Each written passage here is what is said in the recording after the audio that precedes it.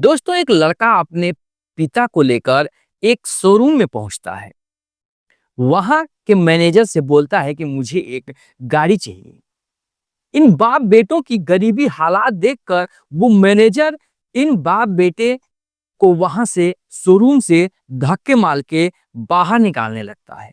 कहता है कि तुम्हारी हैसियत नहीं है, तुम्हारी औकात नहीं है जो कि यहाँ की फोर व्हीलर तुम खरीद पाओ।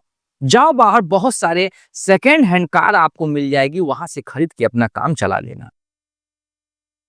दोस्तों, वो लड़का जो होता है वो मना करता है, हाथ जोड़ता है कि रुक जाओ, मुझे गाड़ी देखने दो। लेकिन वो मैनेजर कुछ नहीं सुनता, उन्हें धक्के मार के निकालने लगता है। तभी वो लड़का जो है वो अपनी जोश में आता है, अपने जो है कि जेब से एक चेकबुक निकालता है और निकाल कर उस मैनेजर के मुंह पर फेंक देता है। मुंह पर फेंकते ही मैनेजर देखकर चौकन्ना रह जाता है और खड़े ही खड़े वो एक गरीब सा आदमी, एक मैला कुचैला कपड़े पहना आदमी तुरंत ही उस सारे शोरूम को खरीद लेता है। ये देखकर पूरा स्टाफ दंग रह जाता है और उनके होश उड़ जाते हैं कि ये गरीब आदमी आखिर कौन ऐसा रईस ज्यादा है जो कि यहाँ पर आकर इस शोरूम को खरीद लिया। दोस्तों, इस कहानी में कुछ सब कुछ कवर करेंगे, उससे पहले आपसे छोटी सी रिक्वेस्ट है, चैनल पर नए चैनल को सब्सक्राइब कर लीजिएगा। वीडियो हमारी अच्छी लगे तो वीडियो को दोस्तों में शेयर करके कमेंट बॉक्स में अपनी राय जरूर लिख के बताइएगा। चलिए वीडियो को करते हैं स्टार्ट कि आखिर वो कौन सा आदमी था जो कि खड़े ही खड़े उस शोरूम को खरीद लिया। आखिर उसके पास कितने पैसे थे, आखिर क्या उसके पास मजबूरी थी जो कि ऐसा उसे करने पे मजबूर होना पड़ा। दोस्तों, ये कहानी उत्तर प्रदेश के लखनऊ की है, जहां पर एक सुमित नाम का लड़का रहता था और उसके माता पिता रहते थे जो कि इतने गरीब थे कि आप सोच भी नहीं सकते। वो रोजमर्रा की अपनी जरूरत दिहाड़ी मजदूरी करके पूरा किया करते थे। उनका धीरे धीरे जीवन चल रहा था। बाप जो था कि मेहनत मजदूरी करके अपने बेटे सुमित को पढ़ाता। सुमित की उम्र लगभग 21 साल थी और उसकी एक बहन निधि थी जिसकी उम्र लगभग 18 या 19 साल की थी। दोस्तों, निधि धीरे धीरे जवान हो चुकी थी। गांव में जवान होने के बाद लोग तरह तरह के बात फेंकने लगते हैं शादी विवाह के लिए कि आखिर इसकी शादी कब होगी। गांव का माहौल खराब था, इस वजह से उसके माता पिता सोचते हैं कि अपनी बेटी की शादी कर दिया जाए। बेटी बहुत ही होशियार और बहुत ही समझदार थी। वो समझ रही थी कि आखिर मेरे माता पिता के पास पैसे नहीं है तो मेरा विवाह कैसे करेंगे। वो बार बार यही कहती कि भाई को पढ़ाओ, भाई में पैसे खर्च करो, और जब जॉब लग जाएगी तो हम लोग बाद में भी शादी कर लेंगे, तब तक क्या बन बिगड़ रहा है। माता पिता समझ रहे थे कि ये मेरी बेटी बोझ है, कहीं ऊंच नीच ना हो जाए, कहीं कोई बात ना हो जाए, जिसकी वजह से उन्हें रोज डर सताया करता था।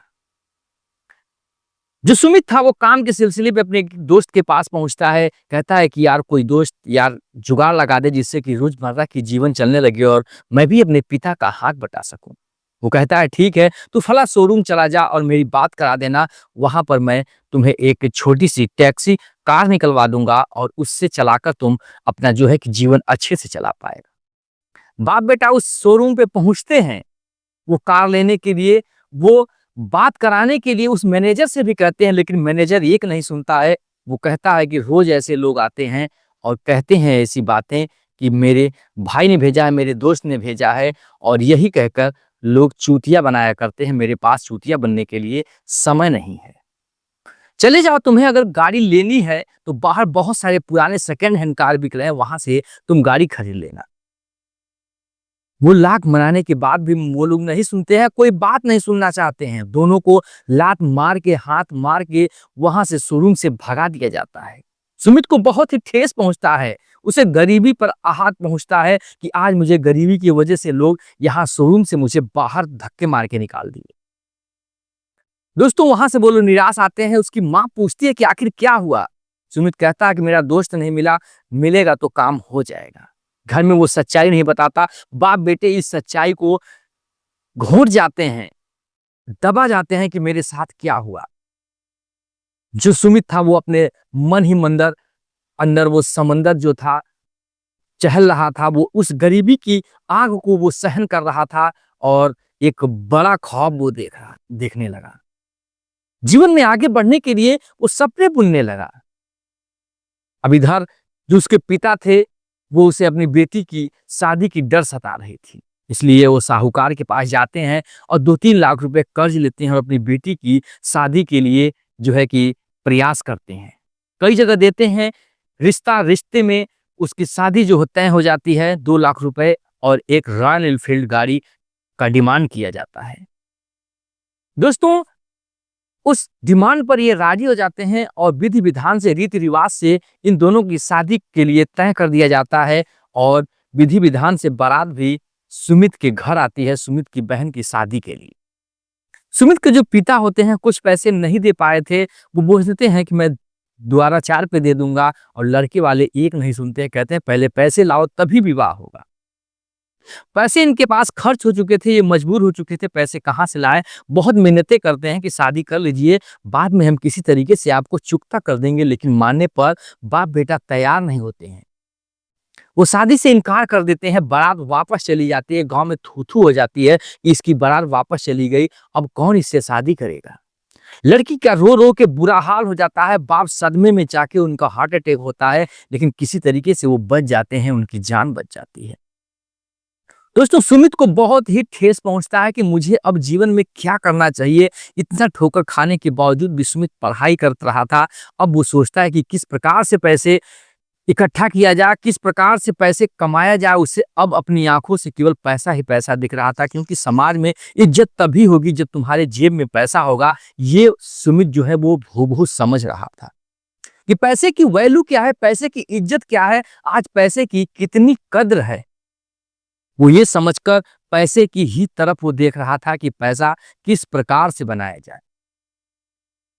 दोस्तों, अपनी मम्मी पापा के सेहत का ध्यान रखते हुए 2-4 महीने गुजरते हैं और उसके पिता की कुछ हालात सुधार में आती है, और अपनी बहन का भी वो ख्याल रखता है। बहन पूरी टूट चुकी थी, क्योंकि उसका रिश्ता टूट गया था पूरा। इस वजह से वो जो था फैसला करता है कि मुझे अब कुछ ना कुछ कर दिखाना है।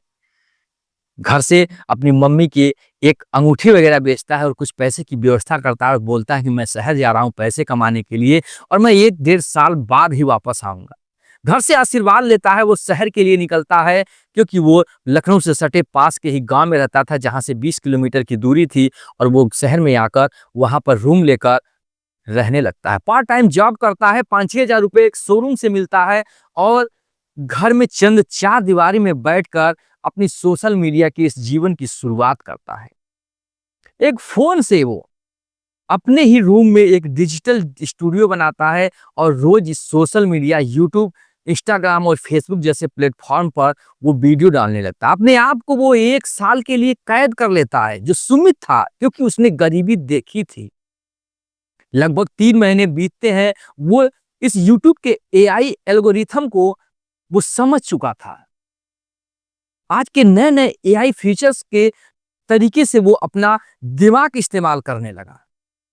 दोस्तों, YouTube पर धीरे धीरे उसका चैनल 3 महीने बाद मोनेटाइज हो जाता है, और वो सारी स्ट्रेटेजी को समझता है कि आखिर में इस YouTube पर कैसे सक्सेस हुआ जाए।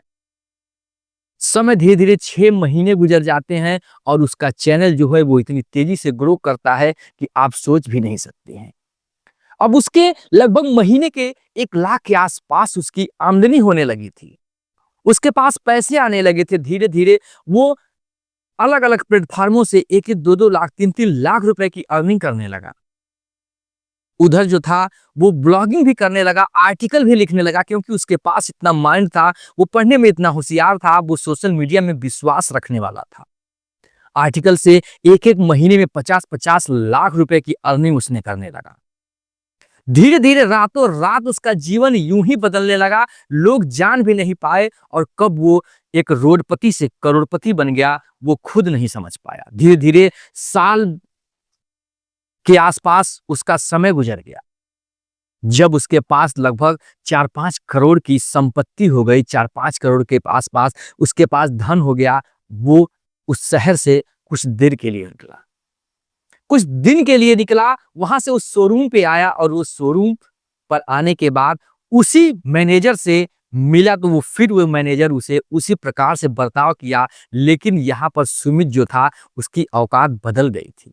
वो उसी वेशभूषे में आया था, क्योंकि उसे बदला लेना था उस बात से।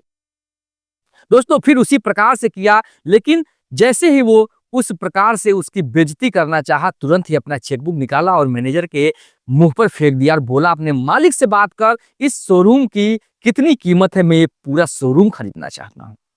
दोस्तों, शोरूम की बात हो गई, एग्रीमेंट पेपर तैयारी में था, पूरा जो था शोरूम हड़कंप में मच गया और वहां से वो सुमित जो है एक कार निकाला और अपने घर चला आया। दोस्तों, घर आने के बाद उसकी मम्मी देखी तो बोला, बेटा तुम सुमित? हाँ माँ, मैं वही सुमित हूँ। गले से लग गई, माँ लिपट के रोने लगी और खुशी के आंसू निकल रहे थे। बहन देखती है, तुरंत दौड़ी आती है, मेरा भाई आ गया, और गले से लिपट जाती है। उसके खुशी के आंसू बहते जा रहे थे, क्योंकि वो अपने भाई को सालों बाद देखकर, इस सूट बूट में देखकर बहुत ही खुश थी कि मेरा भाई कमाकर बहुत ही अच्छा लगता है आदमी बन गया। दोस्तों, अपने परिवार में सब कुछ वो बताता है, अपनी रोजमर्रा की जिंदगी को संवारता है, अपने घर को डेंट पेंट करवाता है, बहुत ही आलीशान बंगला बनाता है, जो कि गांव में लोग देखकर दंग रह गए थे कि ये वही सुमित है जो दर दर एक एक रुपए के लिए तरस रहा था, एक एक रोटी के लिए तरस रहा था, एक एक पैसे के लिए तरस रहा था। वही सुमित है जो आज करोड़पति हो चुका है। लोग का उस गांव में बहुत ही इज्जत करने लगे, क्योंकि सुमित का इज्जत नहीं कर रहे थे, सुमित के पैसे को इज्जत कर रहे थे, क्योंकि कल तक सुमित नकारा, निकम्मा और उसका परिवार भी बेकार था। लेकिन आज वो इतना इज्जतदार हो चुका था कि आप सोच भी नहीं सकते। लेकिन बस फैसला क्या था, बदलाव क्या था? केवल पैसे की, क्योंकि उसके पास लक्ष्मी आ चुकी थी, वो करोड़पति हो चुका था। किसी किस्मत से नहीं, ना किसी लक से, बल्कि वो अपनी किस्मत, अपने हार्ड वर्क, अपने इस दिमाग के स्टडीज को इस्तेमाल किया और किसी चीज में बिलीव और भरोसा किया, जिससे आज वो करोड़पति हो चुका था। और रोज उसके पास लगभग में लाखों के आसपास कैश हर एक प्लेटफॉर्म से अलग अलग आ रहे थे, भले वो बैठा ही था। अब वो एक एक करके वो बदला लेना चाहता था कि जैसे उसके जीवन में उसके पिता का लोग अपमान किए, मैं उसी तरीके से मैं बदला लूंगा। फिर अपने पिता से कहता है कि बहन की शादी हम लोग बहुत ही अच्छे से करेंगे। पिता कहते हैं, अब इससे शादी कौन करेगा? वो कहता, करेंगे, आज पैसे का जमाना है, उससे बढ़िया बढ़िया रिश्ता आएगा, मैं उसी से करूंगा जो पैसे का लालची नहीं होगा, भूखा नहीं होगा।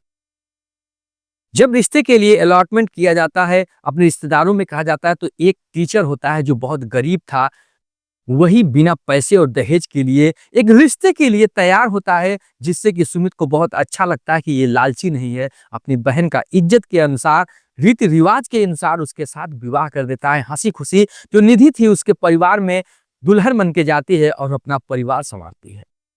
इधर जो सुमित था, अपने पिता को लेकर फिर उसी शोरूम में जाता है, क्योंकि अभी बदला पूरा नहीं हुआ था, बदला अभी अधूरा था। पहुंच के वही फटीचरों जैसी कपड़े की वही हुलिया और वही शरीर मैनेजर देखकर फिर आता है कि तुम बाप बेटा फिर आ गए, क्योंकि मैनेजर उस समय नहीं था जिस समय शोरूम की बात हुई थी। जैसे ही उसे भला बुरा कहता है, तुरंत ही एग्रीमेंट का पेपर निकाल के उसके मुंह पर फेंकता है। उसके होश उड़ जाते हैं, पूरे स्टाफ के होश उड़ जाते हैं कि ये तो इसी शोरूम के मालिक हो चुके हैं, जो कि पुरानी कंपनी जो है इनको हैंडओवर करके बेच दी गई है और इस समय मालिक यही सुमित है। लोग उसे सैल्यूट करते हैं, हाथ जोड़ते हैं कि मुझे माफ कर दीजिए, मेरे साथ गलती हुई, उससे मैं क्षमा चाहता हूं। लेकिन कहता है कि गलती आपसे नहीं, आपके कर्म से हुई है।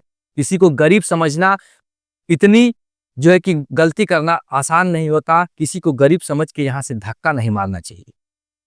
मेरे कलेजे पे लगी, मैं वही जो है कि बदला लेने के लिए तुम्हारे शोरूम को खरीद लिया। लेकिन समय, स्थिति और हालात परिवर्तन कब होते हैं, भगवान कब परिवर्तन कर दे, ये किसी को नहीं पता चलता है। जिस प्रकार से सुमित ने कड़ी मेहनत करके आज अपने जीवन को पूरा ही बदल डाला, उसी प्रकार जीवन में बहुत सारे ऐसे लोग हैं जो अपने जीवन को अपने कर्म के बदौलत बदल देते हैं।